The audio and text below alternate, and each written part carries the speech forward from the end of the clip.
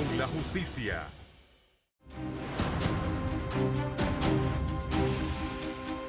Una hora con la justicia.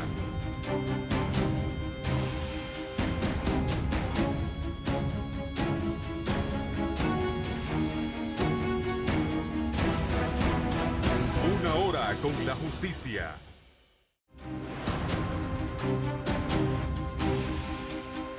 Una hora con la justicia.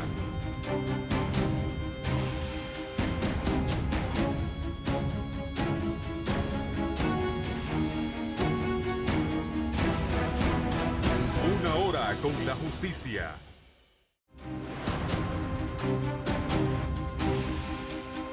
Una hora con la justicia.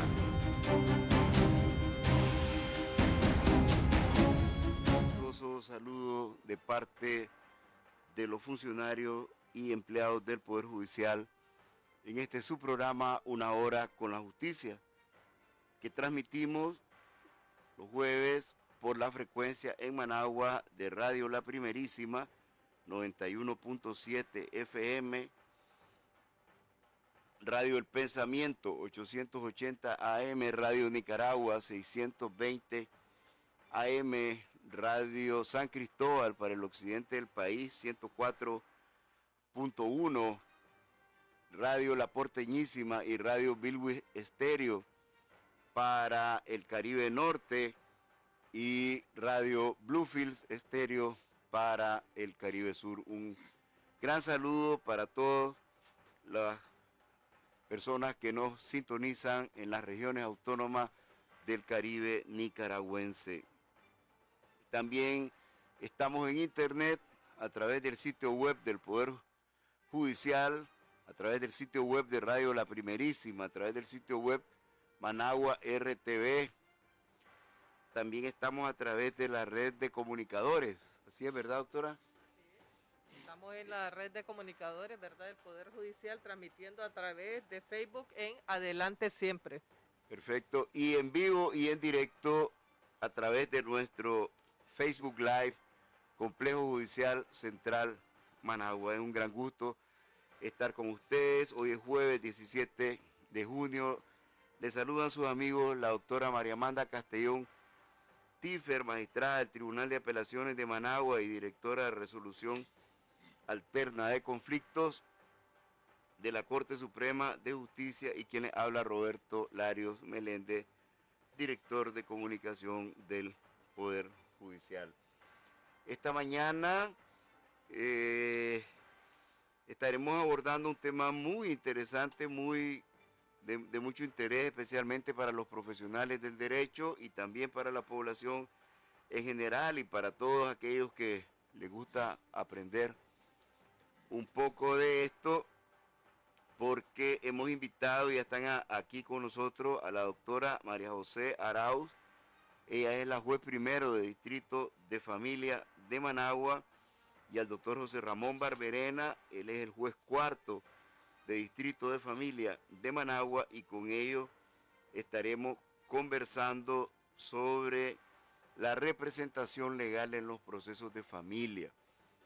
Voy a repetirlo, la representación legal en los procesos de familia. En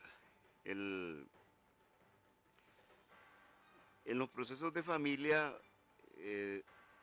se puede comparecer a través de un apoderado, pero este apoderado tiene que tener ciertas características particulares que, bueno, vamos a examinar con ellos son los expertos, ¿verdad?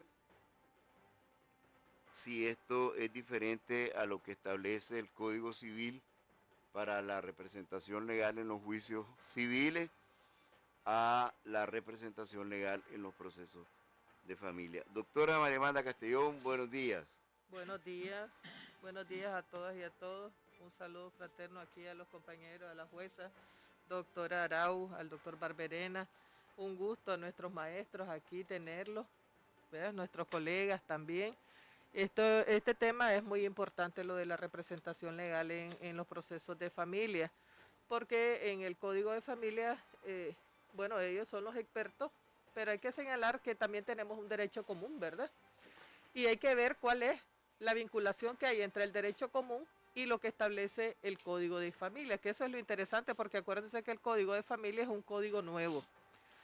Con esto se logra un gran avance en el sistema de justicia nicaragüense porque se logra la autonomía del derecho de familia en relación al derecho civil. Es totalmente diferente porque en uno hablamos de un derecho privado, en el derecho civil, y en cambio en materia de familia hablamos de un derecho público, de orden público, ya que tiene una protección especializada tanto de parte del Estado, de la sociedad y las personas mismas, que es la familia en todas sus modalidades que ya establece el nuevo Código de Familia. Así es que hoy aprovechemos la oportunidad, ¿verdad? Que están las dos autoridades aquí, que tienen mucha experiencia y que nos pueden transmitir y aclarar dudas, porque mucha de la población hay muchas dudas, por ejemplo, que si realmente se puede comparecer, por ejemplo, en una audiencia con un poder, porque a lo mejor la persona no puede ir o se siente tiene alguna discapacidad, alguna situación que le impide, por ejemplo, asistir a una audiencia. Y entonces se preguntan que si puede asistir a través de un representante legal, que sería su apoderado, otorgándole las facultades, lógicamente, para poder comparecer. Casos como ese, pero también, por ejemplo, el Código Familia habla específicamente, de manera literal, que hay poderes especiales para determinadas actuaciones, determinados asuntos que se ventilan en materia de familia. Todos esos detalles que son importantes que la ciudadanía y los profesionales del derecho deben de tener claro de cómo se debe de actuar dentro de un proceso judicial, son las cosas que nos han llamado la atención para que se aborde esta temática a través de ustedes. Bienvenidos. Vamos a darle la palabra a la doctora María José Arau, tal vez para que explique un poco los antecedentes, porque me parece muy oportuno la intervención de la doctora Castellón cuando nos estaba recordando hasta cuándo el derecho común, ¿verdad? Las normas no sé si siquiera existían normas de familia en el Código Civil. ¿Cuándo se separó esto y qué ha significado, pues, para la legislación nicaragüense la creación de un Código de Familia, doctora? Sí, bueno, buenos días a todos. Gracias por invitarme.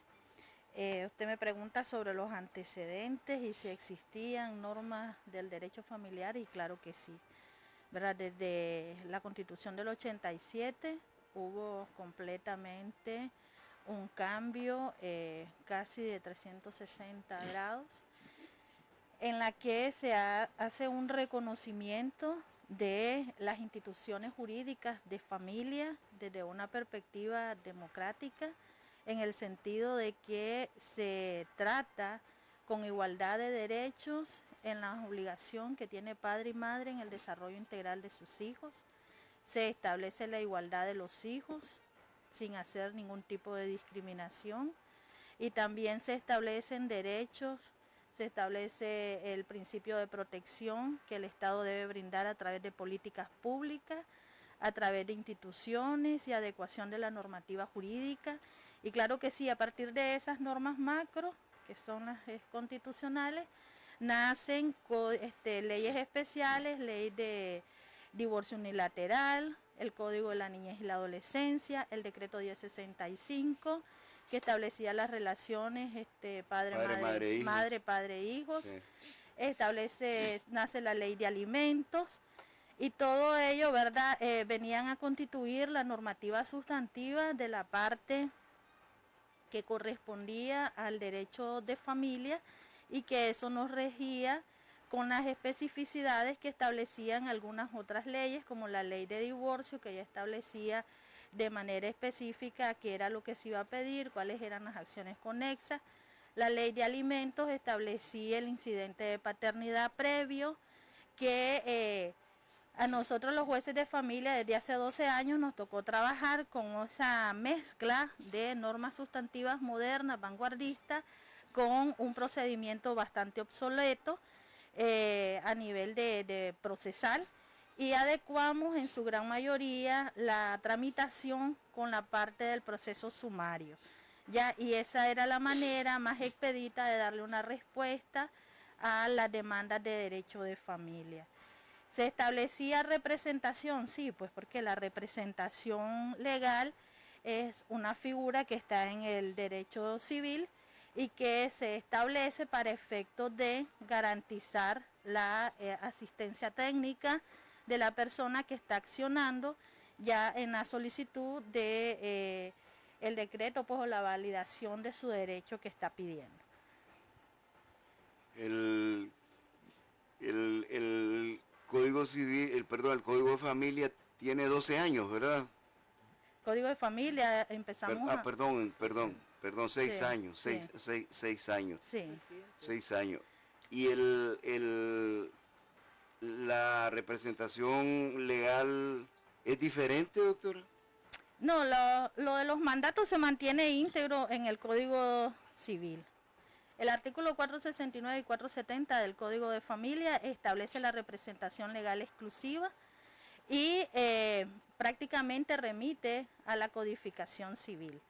En el Código de Familia solamente tenemos la especificidad concreta expresa de un poder especialísimo en el artículo 174, último párrafo, para efectos de solicitar la disolución del vínculo matrimonial, ¿ya?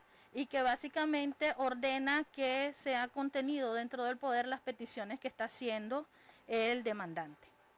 Y después normalmente trabajamos con poderes generales judiciales y con las características propias del Poder General Judicial.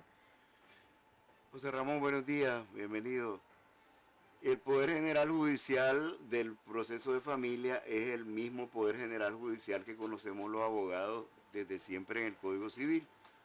Buenos días, bien, buenos días a todas y todos. Muchas gracias también por invitarme al programa. Yo creo que para entrar a la figura específica de los mandatos, primero tenemos que aclararnos o aclararle a los oyentes y a los que nos están viendo qué es la representación legal en general. Porque la representación general no solo es el poder, sino que el poder es una de las manifestaciones de esa representación.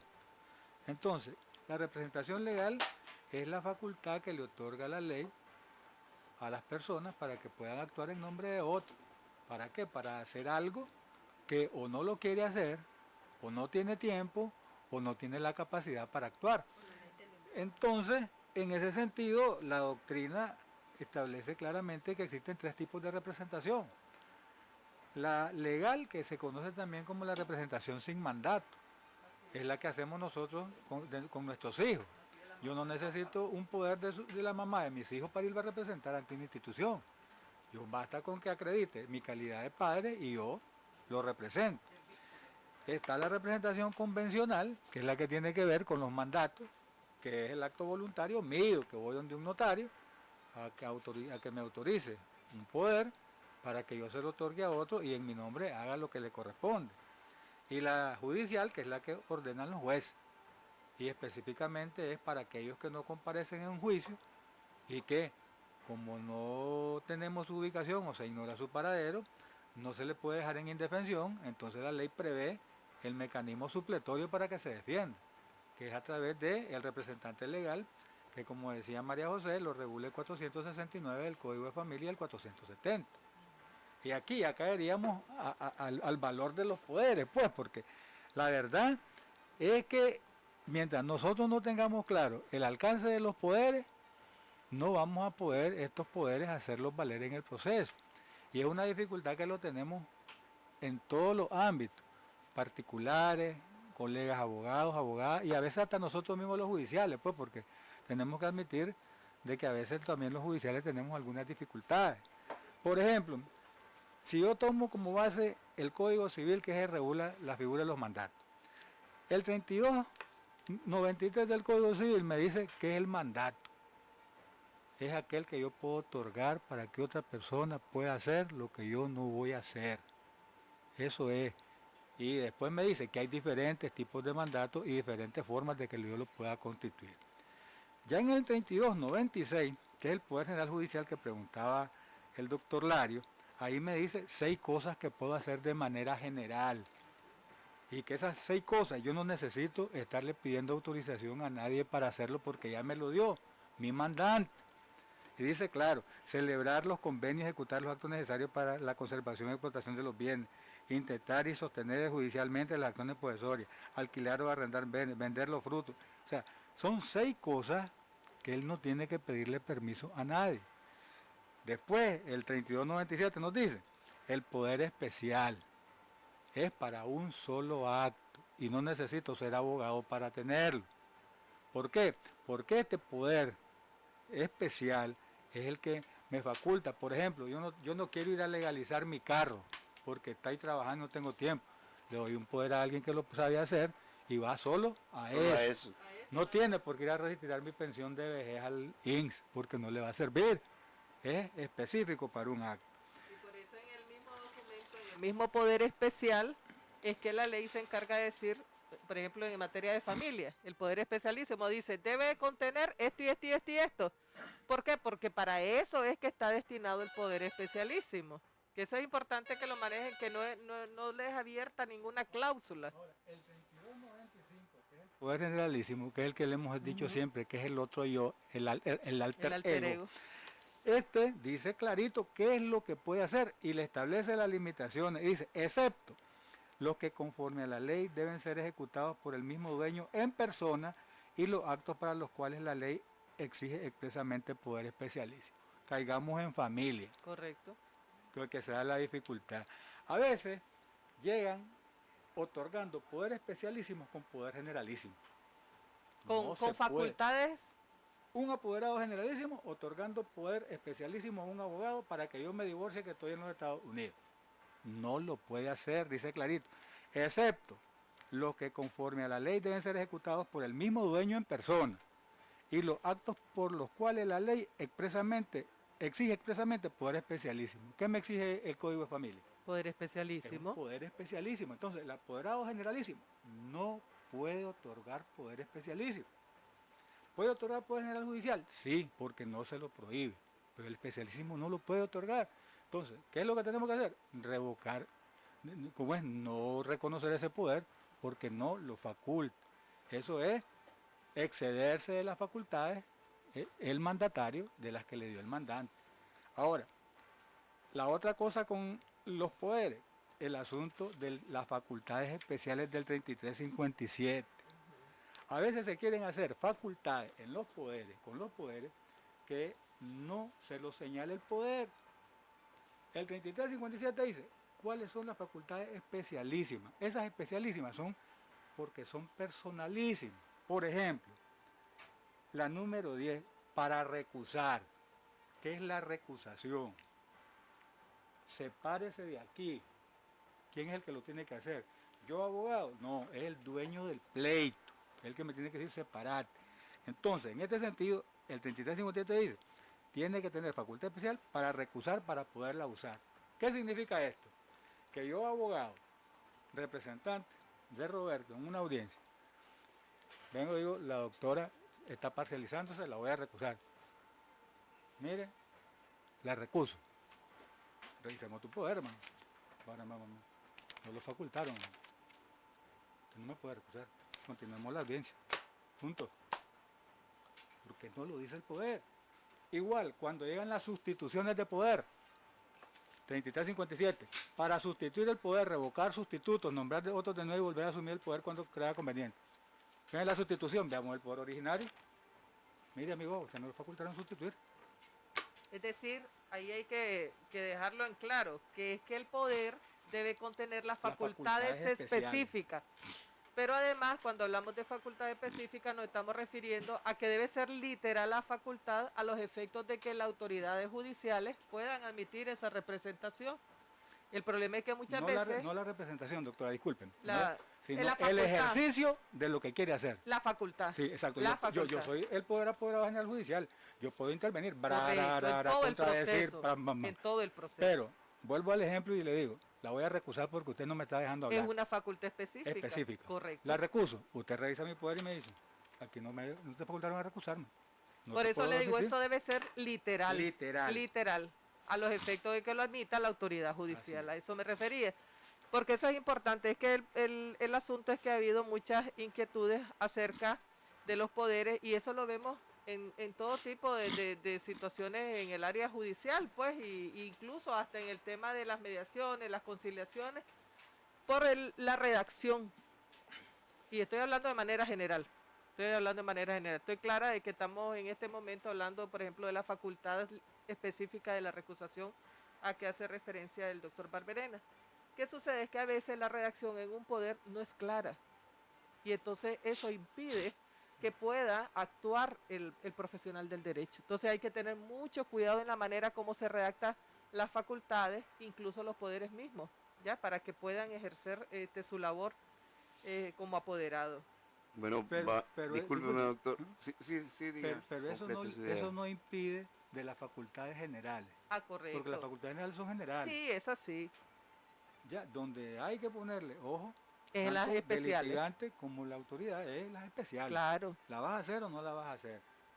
Es como cuando actúan varios mandatarios. Vienen 5 apoderados en un solo poder. Así es. Y le aparecen 5 a la audiencia. El código es claro. Con uno que intervenga hablaron los otros 4. Así es. Y ellos tendrán que seleccionarlo, si no lo selecciona el juez. La autoridad judicial, así es. Bien, vamos a hacer una breve pausa solamente para acusar recibo de los saludos y comentarios que nos están llegando ya a través de las redes sociales, y agradecemos la sintonía del doctor Germán Celedón, del doctor Sergio Cabrales Pérez, del doctor Yader Gaitán Valverde, que nos escribe desde Bilwi, Puerto Cabeza, Nixar Peralta, saludos Nixar, Elia María, Carlos García Dormus, Carlos Gómez,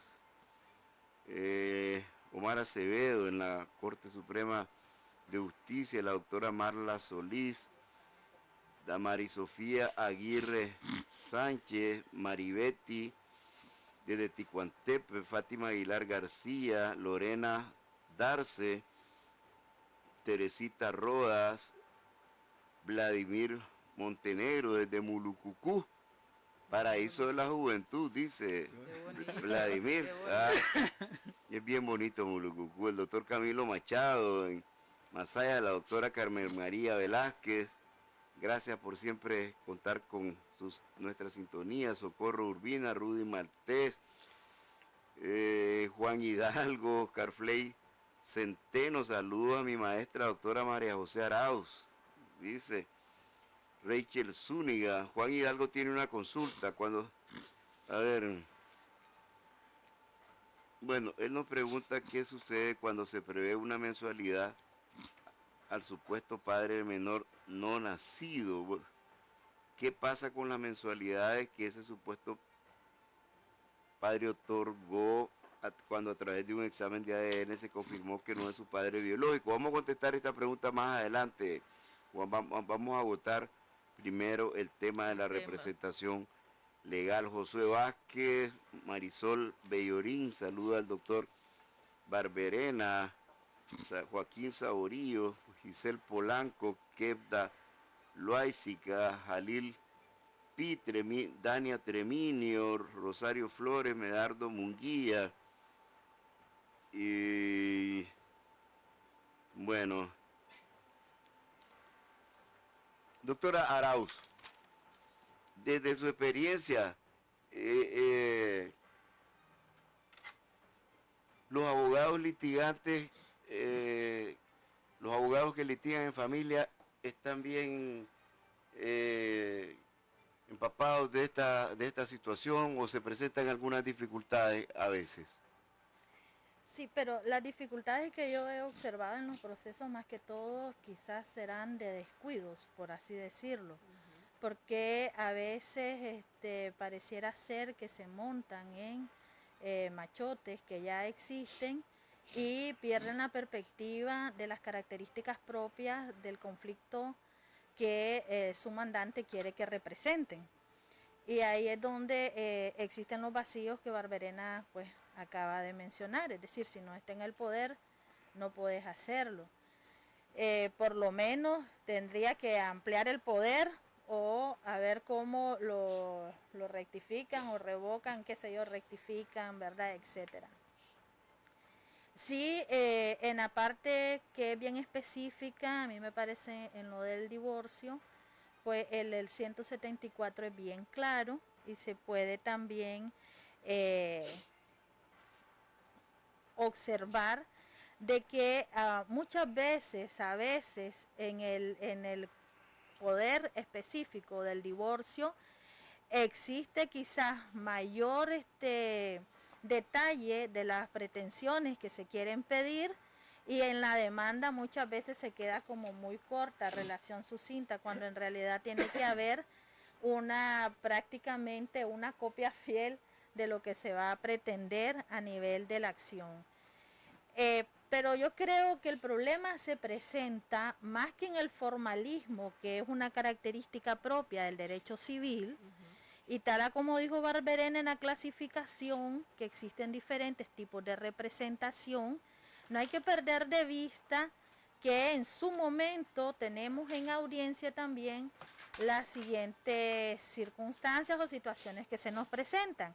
Puede estar la mamá, puede estar el papá, cada uno con su representante.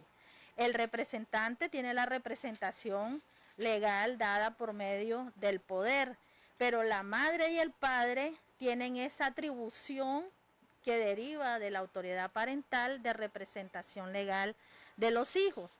Entonces, ¿qué podríamos hacer? Lo que pasa es que en el derecho de familia, por su característica de flexibilidad, que no debe entenderse como libertinaje de flexibilidad, sino una característica, podemos observar que quizás el representante tiene, por así decirlo, limitada su representación, pero que en el desarrollo del proceso se han observado circunstancias que ameritan que protejamos más allá de lo que el poder mismo establece, y yo creo, ahí sí es mi criterio, que no necesitamos que venga ese apoderado con una rectificación de poder para poder representar, o para poder, más que representar, para poder proteger los derechos de la persona vulnerable.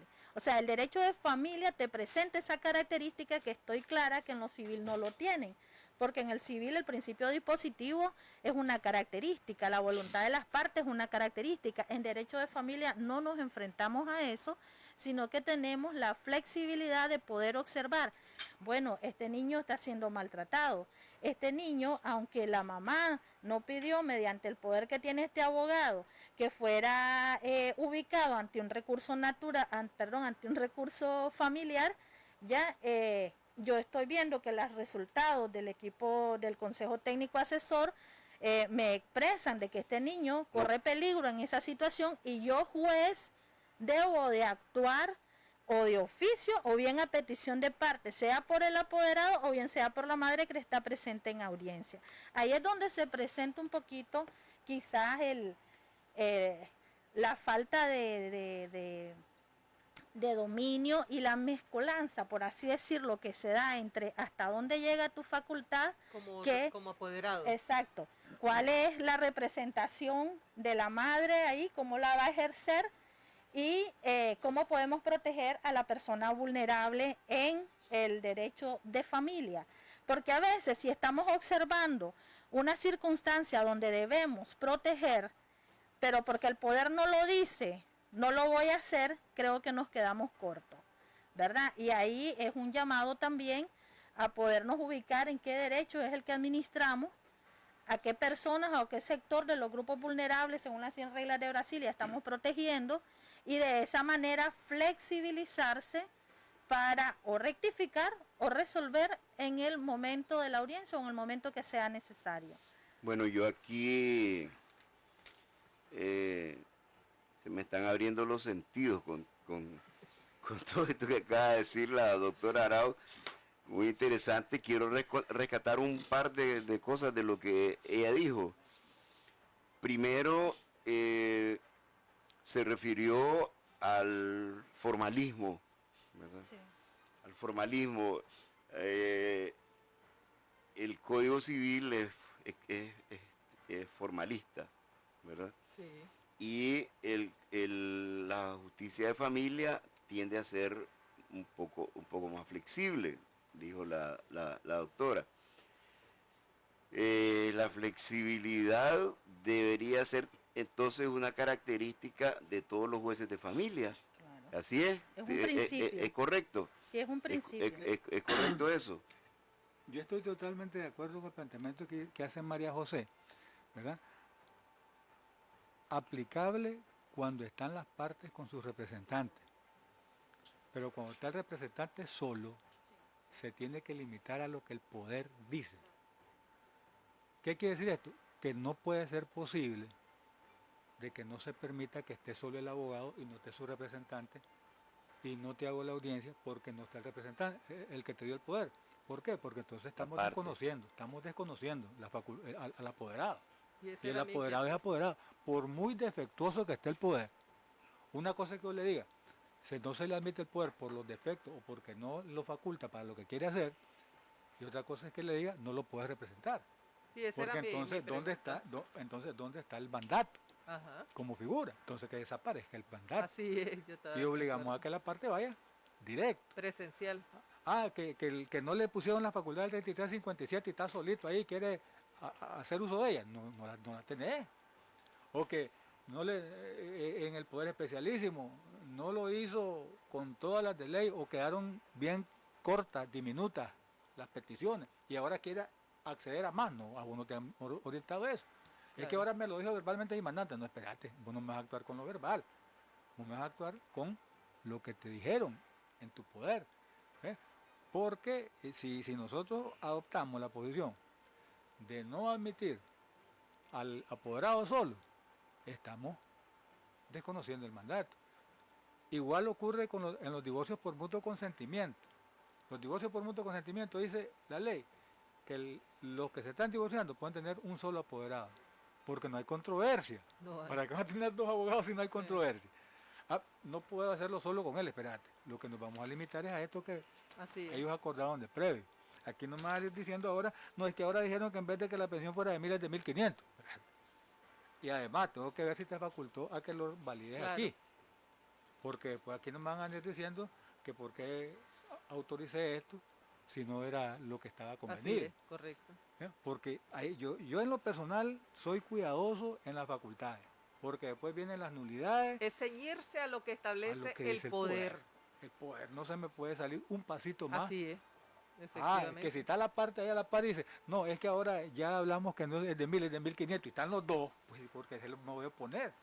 Si el 450, el Código de Familia me dice que yo tengo que privilegiar lo que acuerden las partes. Así es. Lo que tengo que hacer es nada más el control de legalidad. Que eso que están acordando no violenta la ley. Correcto. Que venga y que diga, yo no quiero alimentos de la mamá de mi hijo porque yo gano mucho y ella no gana nada. Pobrecita, no es verdad. Renunciarme a tus derechos, pues no los de tus hijos. A los de tus hijos los voy a proteger yo como juez, que es lo que la ley me obliga. Que es la flexibilidad que nosotros la tenemos que saber manejar. Pero sí, insisto, y en eso quiero ser categórico, no podemos desconocer la figura del mandato, porque si no estaríamos nosotros contrario a lo que la ley dispone.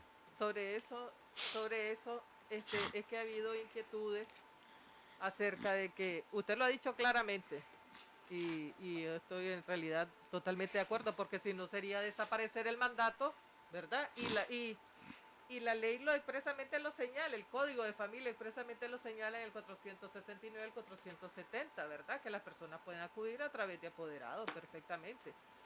Pero ¿qué sucede? Que a veces en audiencia, han señalado algunas personas, que en audiencia, cuando llega solo el apoderado, que es el abogado, ¿verdad?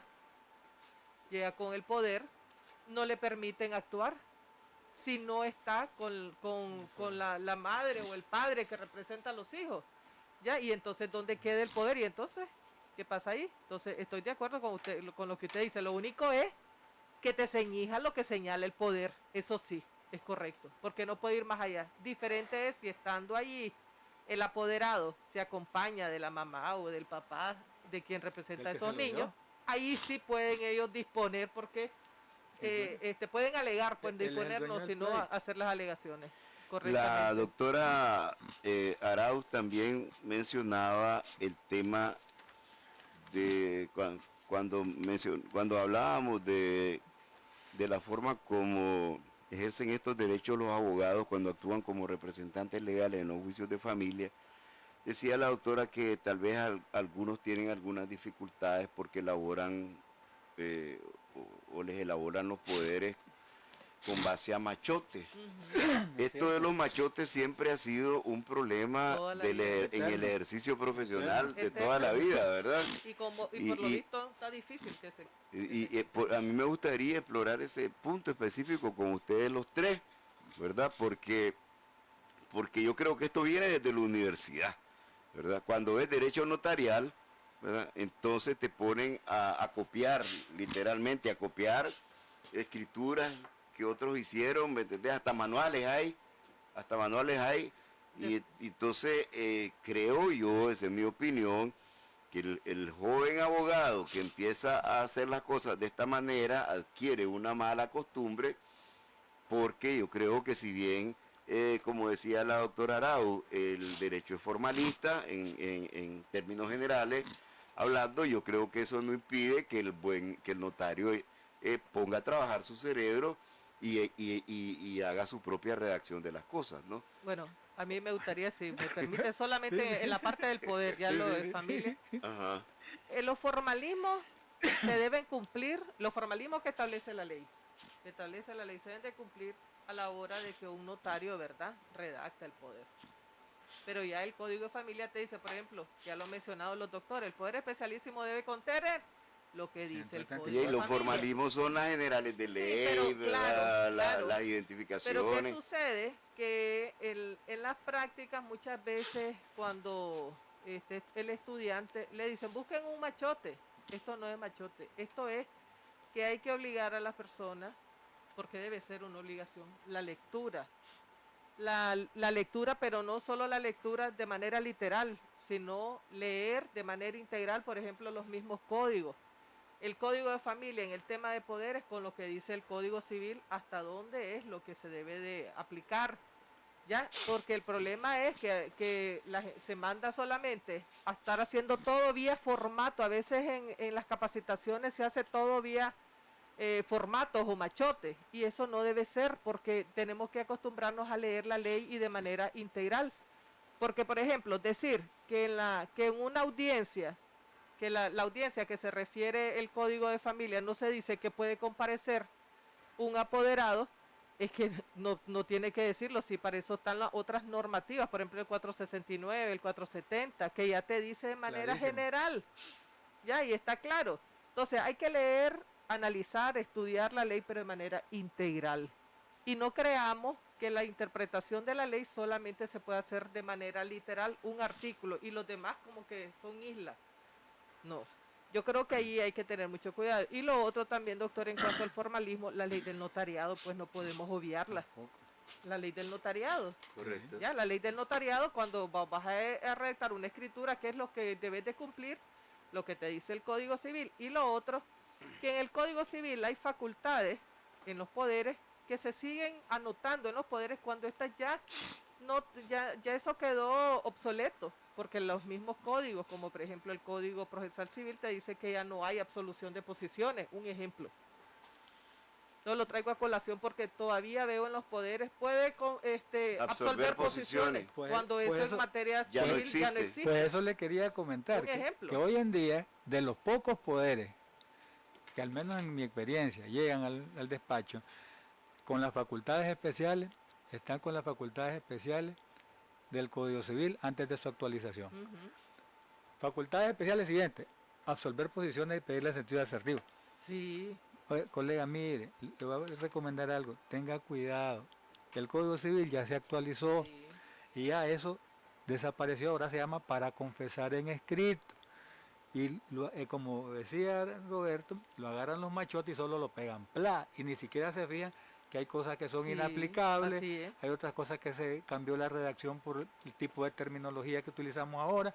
Entonces, en ese sentido, es una cuestión que debemos de hacer esfuerzos todos por superarlo, Claro. porque de esa forma aplicamos mejor la ley, porque si no estamos pasando a veces hasta vergüenza. Pues, ¿por qué? Porque que nos estén diciendo, no te has actualizado, es como decirle anda a estudiar, Qué pues. feo, ¿no? Y sí, y es de mal Pero gusto. ocurre mucho Es de mal gusto, es de mal todavía. Y gusto, lo sí. peor es que se lo tenés que decir delante del cliente, Así mismo, si ¿verdad? hasta el De cliente. la persona que lo contrató. así Eso es penoso, pues, y por eso es que lo estamos abordando. Antes de darle la palabra a la doctora Arauz, que debe tener mucho que decir sobre esto, quiero hacer una brevísima pausa para, bueno, tengo que atender varias peticiones que me están haciendo aquí. Primero quiero dar a conocer el listado de personas que se anotaron el jueves pasado para el sorteo de los 3 libros que obsequió el doctor Luis Manuel Osejo Pineda sobre la jurisprudencia laboral. Las personas que se anotaron en la rifa fueron Ernesto Valverde, Roberto Carlos Grijalva, Amy Wilson, Dietrich Antoine, Álvaro Gutiérrez, Luz Miriam Montenegro, Úbeda, Carla Castillo, Jairo José Martínez, Valverde, Carlos Gómez, Carolina Torres, Juan Hidalgo, Wagner Ortega, Lorena Gaitán, Elia María, Fátima Aguilar, Rachel Zúñiga, Luis Alberto Sánchez Machado y Reinaldo José Bermúdez Zelaya. En total fueron 17 personas las que se anotaron en la rifa. Como solo 3 libros tenemos pues, porque no los hemos entregado, tuvimos que sortearlos. Y entonces los ganadores de la rifa de los 3 libros de jurisprudencia laboral son los doctores Carla Castillo, Carolina Torres y Fátima Aguilar. Lo voy a repetir: Carla Castillo, Carolina Torres y Fátima Aguilar. Si acaso ellos no nos están escuchando, nosotros tenemos sus números de teléfono y los vamos a llamar nosotros. Sí, sería mejor porque Carla Castillo conozco a varias. Sí, tenemos su número de teléfono. Entonces, aquí tengo varias consultas que nos están haciendo. Bueno, tal vez no voy a poder mencionarlos a todos. Sonia García pregunta cómo hago para ejecutar una sentencia de alimentos donde el padre trabaja en Estados Unidos. Pues aquí se aplica el convenio internacional. Sí. ¿Verdad? Para la ejecución de sentencias alimenticias y es relativamente sencillo. Pues. Aquí hay una pregunta también, doctor, en el grupo de comunicadores de Adelante Siempre. Pregunta Marlon Medina, ¿la sentencia que dicta un juez o jueza de familia es suficiente para embargar salario en lo que se refiere a la pensión alimenticia? A la pensión de alimenticia. Eso dice. Yo lo leo literal. Bueno. Dice, para embargar la sentencia que dicta un juez o jueza de familia, ¿es suficiente para embargar salario en lo que se refiere a la pensión alimenticia? Seguro. Varias cosas. La señora que solicita poder ejecutar la sentencia en Estados Unidos, ella tiene que acudir al Ministerio de la Familia. La Dirección de Adopciones es la autoridad central en donde ella va a llenar una solicitud para efectos de que la autoridad central remita a la autoridad central de Estados Unidos y empiece el proceso administrativo de ejecución de sentencia. Definitivamente se ha estado aplicando el convenio con mucha eficacia y con Estados Unidos, España, Honduras, tenemos ya una buena práctica. Especialmente con Estados Unidos se ha dado bastante práctica pues por el flujo migratorio que hay allá de las personas que a veces se van y se olvidan que tienen hijos. 1. 2. ¿Es suficiente una sentencia? Bueno, la sentencia es el título judicial, obviamente es completamente ejecutable. ¿Es suficiente? Claro que es más que suficiente, ¿verdad? Él tiene que iniciar un proceso de ejecución de sentencia y de acuerdo al 558 del Código de Familia, pues en dependencia de la cantidad que se pida y de la discrecionalidad judicial, o cita una audiencia para ver si mediante una audiencia alcanzan acuerdo y se logra la efectividad de la sentencia, o sencillo se aplica el procedimiento, el auto ordenando el embargo, el libramiento del mandamiento y se procede pues verdad conforme debe de ser. ¿Suficiente para embargar salario? Claro, embargar salario, embargar bienes, embargar casa, proceder a la subasta, es decir, ya ahí nosotros entramos a un proceso ejecutivo. Ya que hay que es muy importante porque también en ejecución se presentan bastantes problemáticas y diversidad de criterios. Y también tenemos la mixtura de que en determinado momento del proceso dejamos de aplicar la norma especial, que es nuestro código de familia, que no desarrolló el proceso de ejecución propiamente de las características de familia y que de manera obligatoria nos remite, una vez ejecutado el mandamiento, a aplicar la norma común. El juez de familia ejecuta la sentencia. Sí, el que dictó la sentencia ejecuta. El que dictó la sentencia ejecuta. Que en Managua tenemos la particularidad que contamos con jueces de ejecución. En el resto del país no hay. Entonces, en Managua ya hay. Pero, entonces, bueno. Por ejemplo, en municipios no hay, pero no estamos hablando de los jueces de ejecución y embargo. Esos. ¿Cómo no? Ellos, ¿Cómo sí, no? esos son. Sí, ellos son los que ejecutan. En materia de familia, en materia de familia en materia también. laboral, Sí, en sí. materia civil, sí. Sí, hay ya Sí casi hay, en todas las ok. circunscripciones. Pero como dice el doctor Barberena, En los locales únicos no en hay. los locales es que no Sí. hay, pero sí en las cabeceras departamentales como... Volviendo al tema de los poderes, aquí tengo una consulta que nos hace Luz Miriam Montenegro Úbeda desde Nindirí. Dice, quiero aprovechar, en el caso, para demandar, dice que es poder especial, y para contestación de la demanda no habla del mismo poder, por lo que se hace uso del poder general judicial. Mas, sin embargo, hay muchos jueces que exigen el poder especial para contestar.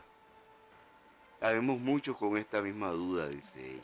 La ley no lo establece. El 174 establece que debe haber poder especialísimo Para los divorcios. para la solicitud del divorcio, es divorcio. decir, para el demandante. Correcto. Para contestar esa demanda lo puede hacer perfectamente mediante un poder general judicial. No lo exige la ley que tenga que ser especialísimo el que conteste, porque además quedaría corto, pero no se sabe cómo se va a desarrollar el proceso Así es. y la litis, entonces no podría Correcto. especificar cómo iba a contestar y después puede quedar limitado al respecto. Yo quería aprovechar, sí, este espacio. Disculpe, doctora, sí. solo para cerrar ese tema. Entonces, lo correcto es que el demandado, si quiere hacerse representar, lo haga a través de un poder general judicial. Claro, Así es. así No, es. ¿verdad? No tiene así por es. qué. No, Un no, poder no, generalísimo. no. Y es que la ley Ok. no lo dice, solo lo dice para el demandante. La carga se Ok. la impone al Sí, otro. Y lo doctora, que la ley no prohíbe, perfectamente Está puedes permitido. utilizar y está el derecho común. Sí, Sí. sí, doctora. Sí, el artículo 469 en el párrafo quinto, sí, establece, bueno, todo el artículo te habla de la representación legal exclusiva. Y también de este artículo se puede deducir esa naturaleza humanista del derecho de familia. No pertenece al positivismo puro y duro, sino al humanismo.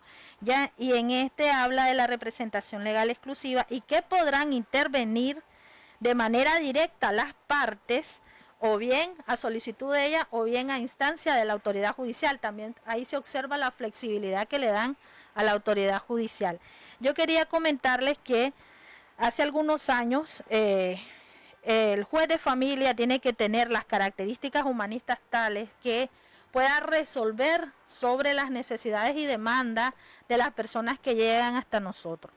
Y a mí se me presentó un caso bien particular. Llegó a demandar alimentos un joven que tenía 17 años con aparente incapacidad motora, porque ahora también hablar de incapacidad jurídica cuando piensa muy bien y tiene un cerebro mucho mejor que todos nosotros, entonces es también limitado. Entonces ahora ya aparentemente una incapacidad motora completamente visible, acompañado de 3 amiguitos, un amigo que estudiaba Derecho, que estaba en segundo año, un amigo que estudiaba Ingeniería y el jovencito que no había podido estudiar ya la carrera por su condición. Y llegó a pedir, presentó una demanda, obviamente sin las características como la pudo hacer el estudiante de segundo año, y llegó a solicitar de alimentos. Y expresó lo siguiente: mi mamá no me quiere representar. Esa es otra cosa también que tenemos. Mi mamá no me quiere representar y mi papá no me quiere dar alimentos. Ya, y yo vengo aquí a ejercer mi derecho porque yo tengo derecho. Así es. Y aquí presento esta demanda. Entonces miren la característica, un menor de edad, Ujú. sin madre, sin representación legal, Sin representación legal. ¿verdad? Que no la quiere ejercer, o sea, sí la tiene, Sí, pero no la quiere pero no ejercer la quiere señora, ejercer. y sin representación legal exclusiva. ¿Qué hay que hacer? Darle trámite. Claro que sí. Hay que darle trámite. Claro que Voy a sí. decirle que no, porque venís sin abogado. Por formalidad. Voy a decir, exacto, hay que darle trámite. El derecho de familia y el derecho de alimentos es un derecho humano. Claro. ¿Qué hice? Obviamente, di trámite, remití a la Defensoría Pública porque Claro. requiere una defensa técnica, Claro. ¿verdad? Pero inicialmente se le da trámite. ¿Qué es lo que dice el Código de Familia? Que todo el que llegue a presentar tiene que ir con mediante un apoderado o un representante para presentar la demanda, excepto, dicen, el divorcio, que la presentación puede ser personal. Sí. Miren ahí que de repente es bien específico por un lado y flexible a Y la hora de la flexible otro. presentación. Y sin embargo, en demanda de alimento te exige pues, la representación que para efecto de la presentación. En este caso no fue necesario, no es necesario. Entonces la flexibilidad en la representación de manera personal y materializando ese sujeto de derecho Claro. que son los niños, es donde tenemos nosotros que actuar. Cuando en caso concreto, el punto es que no hay que hacerlo una regla común, No. ¿verdad? Y eso hay que hablar claro, no es una regla común, pero es una excepción que se puede hacer en pro del derecho que se quiere garantizar. Y en este Ya. caso el interés superior del niño, Así niña y es. adolescente. Y el niño que es sujeto de derecho Claro. y que llegó muy claro, bueno, un niño de 17 años, llegó muy claro a decir, mi mamá no me quiere representar. ¿Y cuántas mujeres tenemos que no quieren representar? ¿Verdad? La otra flexibilidad que presenta este artículo es el tratamiento especial que se le da a la Defensoría Pública. Y en la Defensoría Pública tenemos también la particularidad que por la naturaleza misma con que nace esta institución, Así es. pues existe una rotación en cuanto a quién es el que hace la demanda y quién es el que la defiende en audiencia, de forma tal que también ahí miramos la flexibilidad y que debe de ser un tanto en un tratamiento igualitario para con los demás, en el sentido de que a quien se le da intervención es a la abogada que hizo la demanda, a la redactora, Correcto. y quien llega en el proceso es otra defensora pública, que Así es la es. que atiende a audiencia. Entonces, en ese sentido ya sabemos que es un único sistema y de manera inmediata antes de audiencia le damos la intervención de ley. Claro. Entonces, esas flexibilidades son características propias del derecho de familia que nos exige a las autoridades judiciales en derecho de familia a podernos ubicar en el caso concreto y a no cerrarnos a la letra de la ley, tal a como lo establece, pues, ¿verdad?, la parte, el Código Civil en sus mandatos, ¿verdad? Ahora que menciona el tema de la defensoría, que correctamente pues está bien interpretada y aplicada, ¿verdad?, este principio de flexibilidad.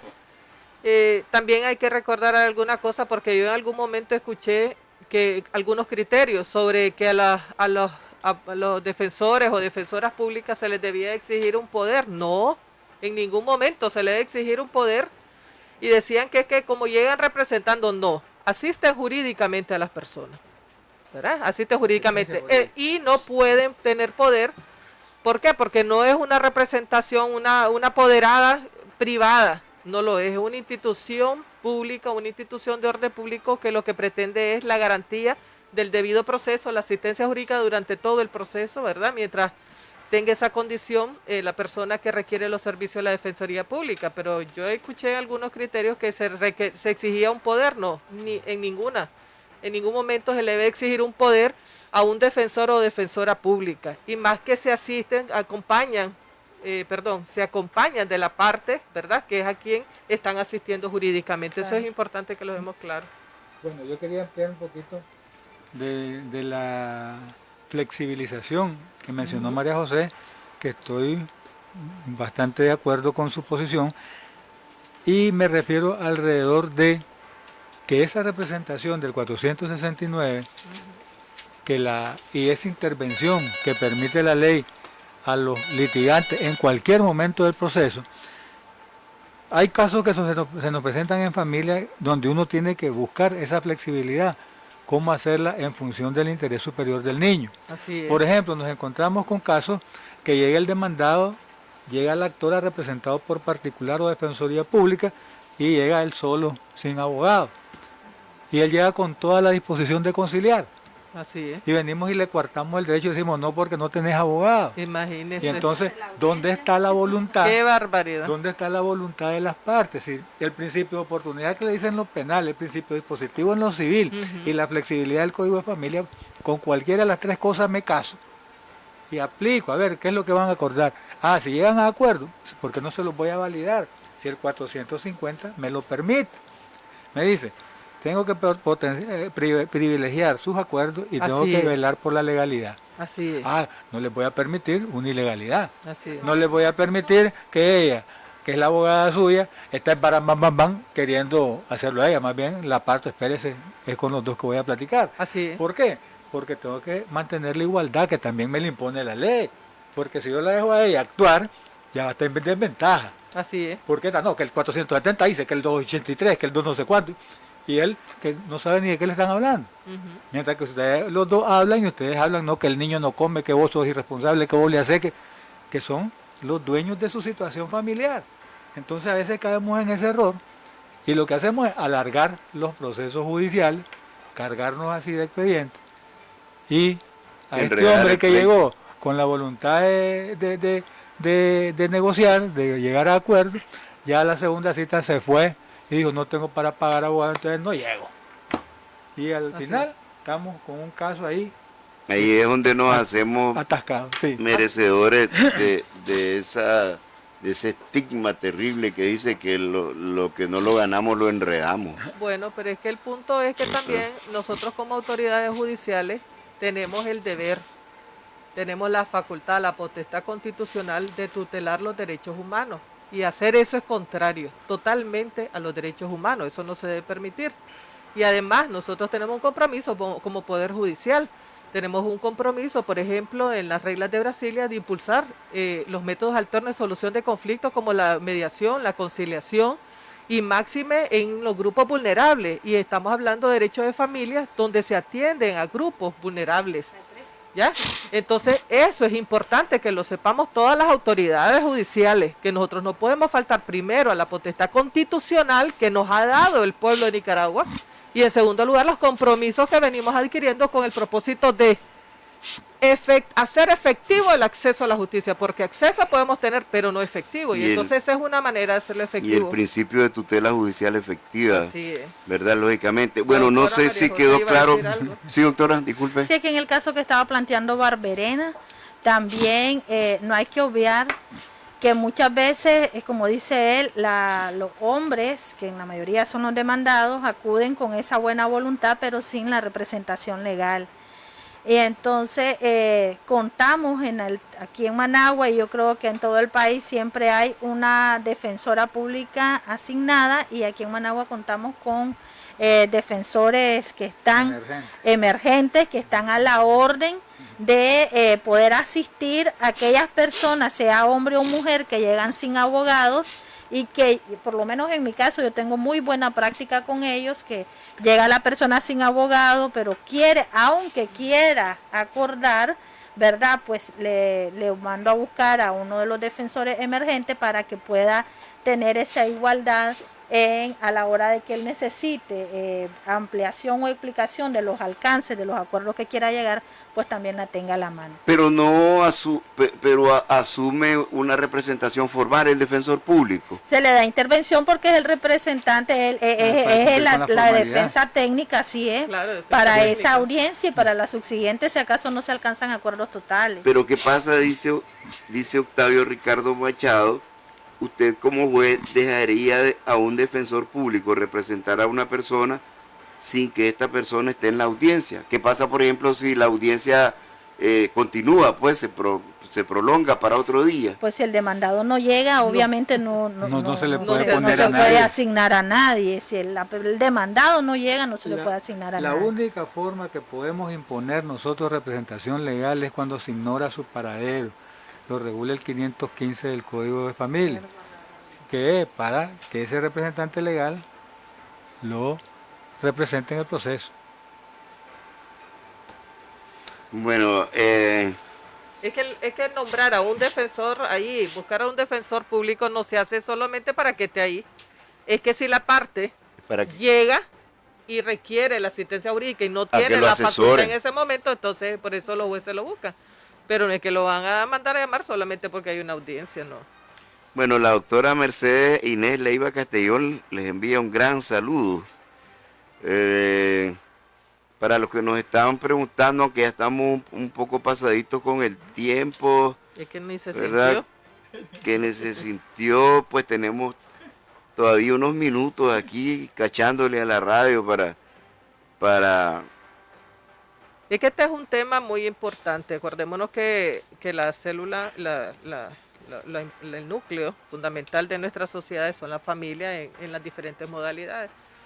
Y sobre eso quisiera, pues, tal vez dejar la inquietud porque creo que no nos va a dar el tiempo de abordar lo que les voy a preguntar, y es sobre el tema de la supletoriedad, hasta dónde llega la supletoriedad del Código Procesal Civil de Nicaragua para el Código de Familia, aquello que el mismo Código de Familia no regula.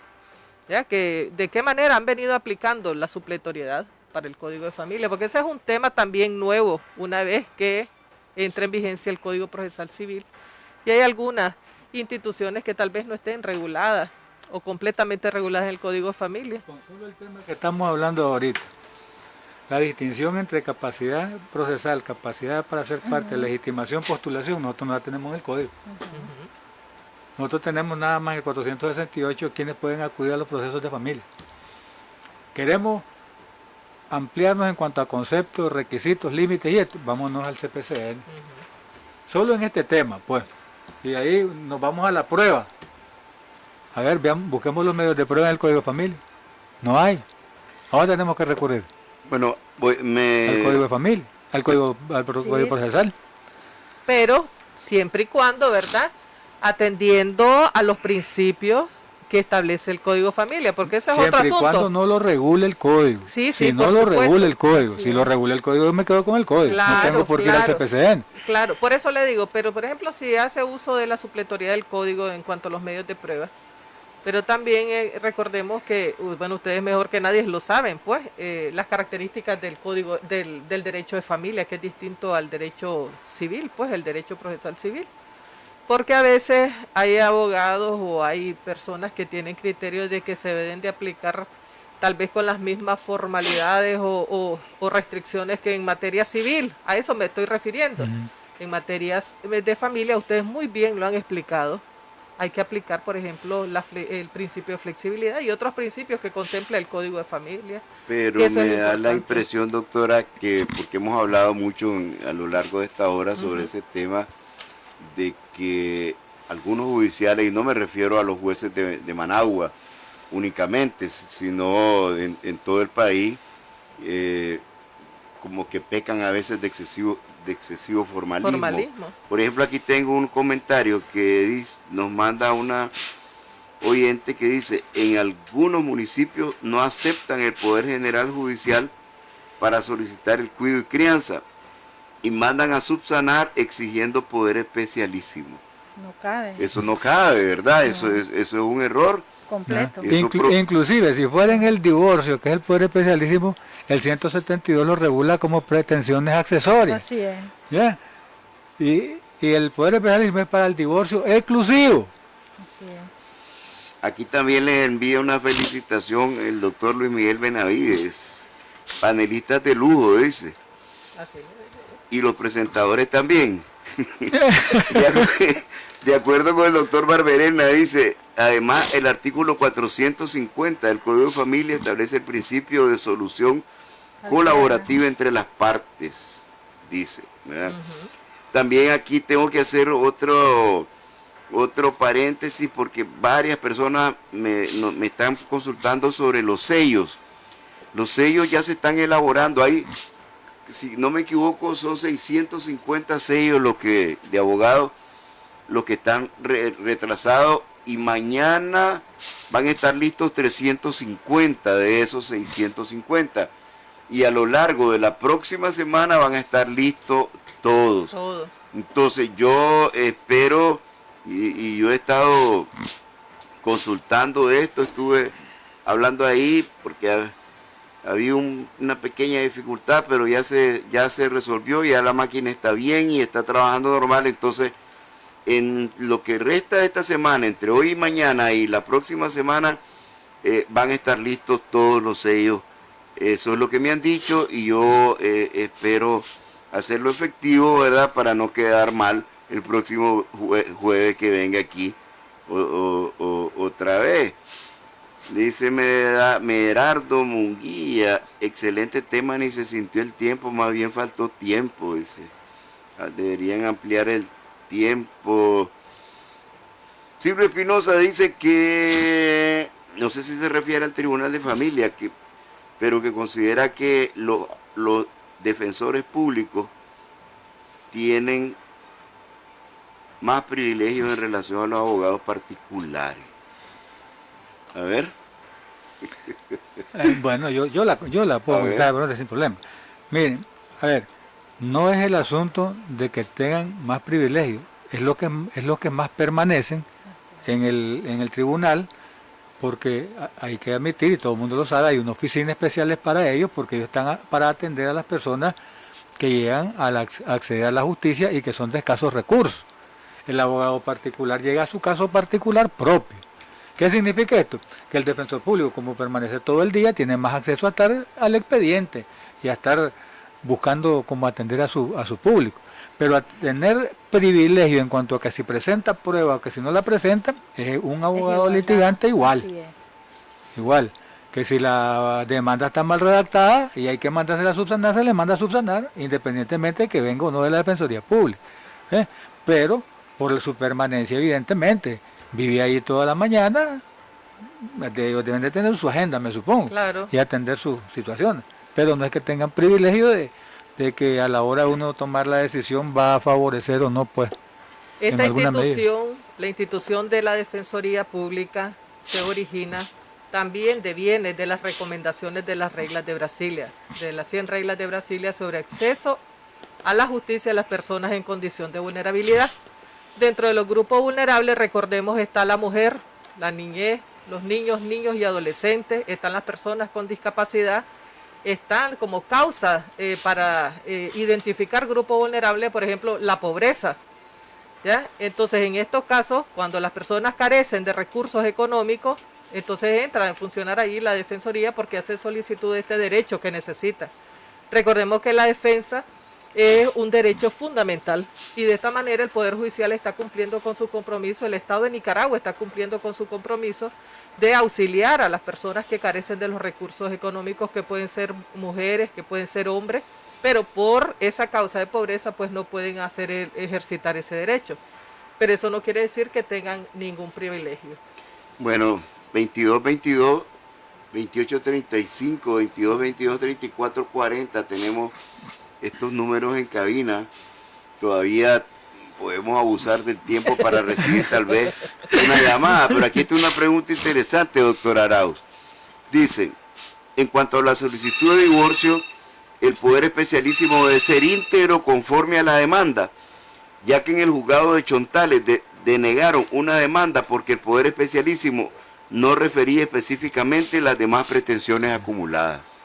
Obvio, el 174 dice que debe de contener todas las pretensiones y si no las contiene, obviamente pues lo va a mandar a subsanar. Hay que aprender a mandar a subsanar, ¿verdad? Correcto. Para evitar más gastos para el usuario. No es denegar. No, hay que mandar a subsanar. El poder no reúne los requisitos establecidos en el párrafo último del 174 y se le da 5 días para que subsane y lo presente. Igual como lo hacemos a veces con los timbres. Igual cuando lo hacemos que existe un evidente error en los nombres, ¿verdad? Entonces hay que mandar a subsanar. A veces es más fácil no admitir y cerrar, pero también hay que pensar en los usuarios. y especialmente en esos usuarios que están pagando un costo para poder ser y tener esa representación ante la Administración de Justicia. Ok. Bueno, tenemos una llamada telefónica. Adelante con su participación. Díganos su nombre y de dónde nos llama. Muy buenos días, doctor Lario, doctora Castellón Tito, el doctor Barberena y los demás panelistas que se encuentran. Mi nombre es Víctor Robledo, saludándoles desde la Corte Suprema de Justicia, escuchando el programa, muy interesante los temas y las opiniones.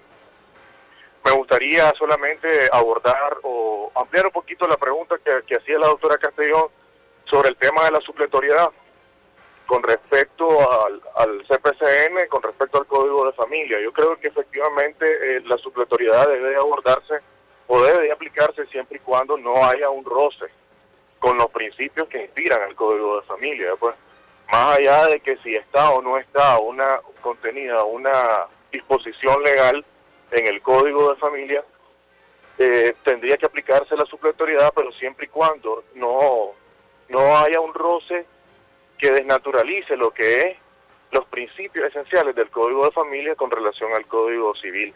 Me pareció muy importante la pregunta porque eso es una situación que se ve mucho en la práctica. No, ¿qué opinión merece? Me gustaría que tal vez el doctor Barberena o los demás panelistas pudieran ampliar ese tema, tal vez para otro programa, porque en realidad sí es bastante amplio. En una jurisdicción especializada, la ley que se debe aplicar es la ley especializada. Y nosotros somos jueces de familia y lo primero que debemos de aplicar es el Código de Familia. Si no está establecido un procedimiento en nuestra codificación, nos remite obviamente el 672 a la norma común, que es el CPCN o el Código Civil o cualquier otra ley que resuelva ese vacío que nosotros tenemos. Porque la obligación es resolver. Pero lo primero que debemos aplicar es el Código de Familia. Estamos obligados a hacerlo. Hay una pregunta, lo que pasa es que se me descargó el teléfono, pero la alcancé a leer. Diga, doctora. Ya no me acuerdo el nombre, pero sí la pregunta era que si no llega la parte, ¿verdad? Una de las partes a la audiencia, esta se cierra, se cancela la audiencia y ya no puede proseguir el proceso. Si no llega el demandado, el código dice que no se interrumpe el proceso y que él se incorpore cuando quiera. Si aplico el 527 que dice que la ausencia del actor se tiene por desistido, ahí en lo personal yo soy flexible en el sentido de darle una oportunidad, al menos unas 24 horas, para que me justifique por qué no llegó. Pudo haber sido tenido una enfermedad, una emergencia familiar, un accidente, etcétera, que sea justificable, pues, y razonable, y que permita decir, no tengo por desistido. Pero si es que no llegó porque no quiso llegar o porque se le olvidó, ya no es problema de la autoridad judicial. Pero sí, pues, hay esas dos posibilidades. Hay judiciales que dicen, lo tengo por desistido porque no vino. El 527 lo faculta, pues. Pero, repito, en lo personal yo al menos aplico 24 horas para que me justifique. Ahí sobre eso yo quería solamente mencionarles que no solamente recordemos también los derechos de las personas que están accionando, ¿verdad? La tutela judicial de las autoridades.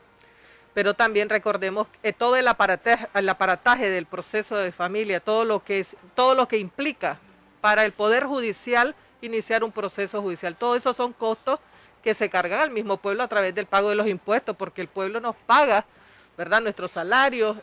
Por eso dice el proceso es gratuito. ¿Por qué? Porque todo ya prácticamente está pagado a través del pago de los impuestos. Así es que me parece magnífica la acción que toma el doctor Barberena, los jueces que esperan por lo menos unas 24 horas. Acordémonos que este es un tema sensible, el proceso de familia. No podemos cerrarle las puertas a quien demanda alimentos, a quien demanda un derecho a la tutela judicial efectiva. Así que me parece muy bueno, ¿verdad? Aunque si bien es cierto que la ley te dice, lo cancelas ahí, pues la audiencia, pero hay que valorarlo un poco más y está bien la medida, ¿ya? Porque definitivamente, además de los costos que tuvo para la persona para poder iniciar el proceso judicial, ¿cuáles son los costos del Poder Judicial mismo, del Estado mismo de Nicaragua para iniciar un proceso? Eso hay que tomarlo en cuenta.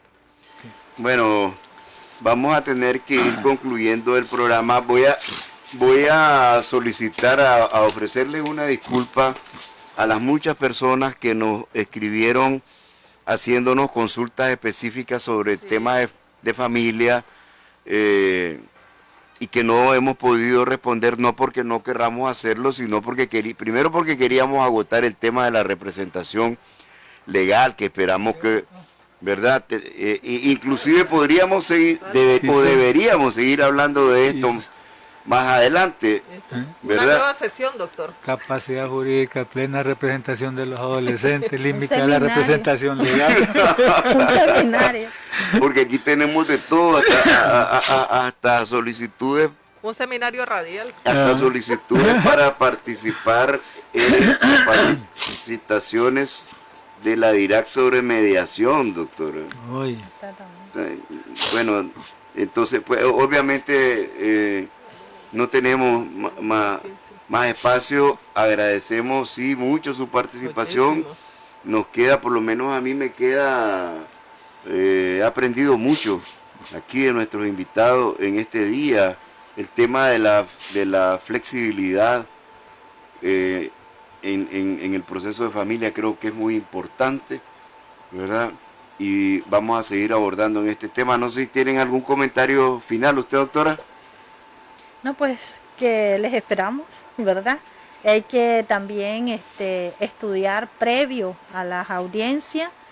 Los abogados tienen que preparar, es más, es una obligación, en normas internacionales está la obligación de los abogados litigantes prepararse antes de la audiencia, y eso obviamente va a ayudarles a hacer con mayor eficacia su trabajo ante la autoridad judicial y haciendo un buen trabajo también para aquel que está confiando su defensa en ellos. Eso también implica manejar los tipos de representaciones que, como muy bien expresamos todos, pues no fue un tema agotado, pero sí creo que está panorámicamente visualizado desde nuestra propia perspectiva y desde la naturaleza del derecho de familia, que aunque existe la flexibilidad no quiere decir que no se van a cumplir requisitos cuando deban de cumplirse en los mandatos. Doctor Barberena. Bien, bueno, primero agradecerles por la invitación. Considero de que el tema no se logró completar por el asunto tiempo, que si quieren en un futuro invitarnos o invitar a algunos otros colegas para el tema de la supletoriedad del CPCN o de las otras leyes con respecto al Código de Familia, considero que es urgente y necesario hacerlo, porque eso muy poco se maneja en la práctica. A veces se sataniza, a veces se cree que es incorrecto, pero que sí es bueno pues que la ciudadanía lo conozca, y gracias por su invitación. Bueno, agradecerles a ustedes dos, siempre aportando, ¿verdad?, a la ciudadanía, transmitiendo sus conocimientos y sus experiencias. Muchísimas gracias. Los esperamos el próximo jueves aquí en su programa Una Hora con la Justicia. Que tengan un gran día. Una hora con la justicia.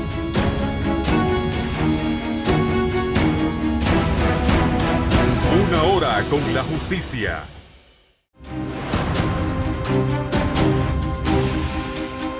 Una hora con la justicia.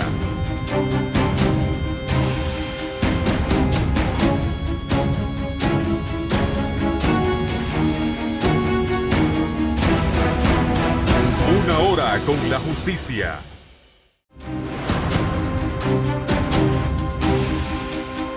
Una hora con la justicia.